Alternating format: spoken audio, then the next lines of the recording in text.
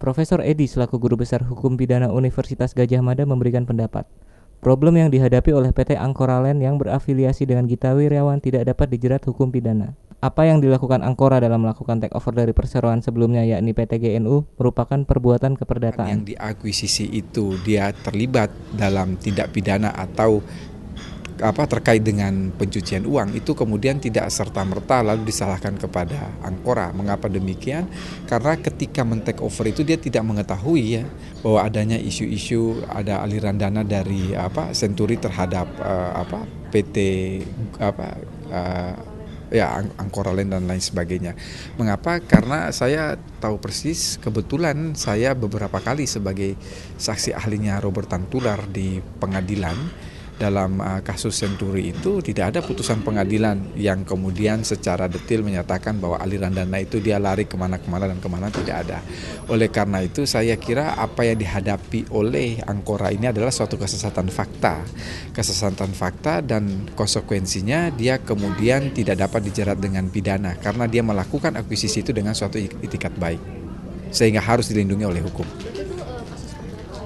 Ya itu perdata murni saya kira.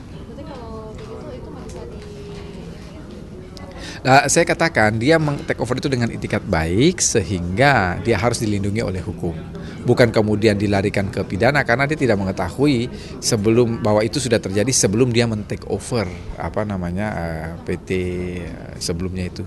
Berdasarkan penyelidikan Polri, PT Geraha Nusa Utama atau GNU menerima sejumlah dana yang bersumber dari dana Bank Senturi dan sekitar 55% saham PT GNU dibeli oleh PT Angkora Land yang merupakan perusahaan milik Menteri Perdagangan Gita Wirjawan. Karena Angkora ini disangkut pautnya dengan salah seorang menteri, jadi saya melihat ini lebih banyak aspek politisnya ya. Padahal kalau kita bicara dalam konteks koridor hukum, sangat jelas sekali bahwa dalam putusan pengadilan dalam kasus Senturi itu sama sekali tidak menyebut uang itu lari kemana saja, kan kita tidak tahu pasti. Kalau toh memang uang itu dia sampai lari pada perusahaan sebelum diakuisisi oleh Angkora, maka secara pidana tidak dapat dimintakan pertanggungjawaban kepada Angkora, ya. Karena dia mengakuisisi itu artinya itu jauh sebelum ada persoalan dana Senturi itu.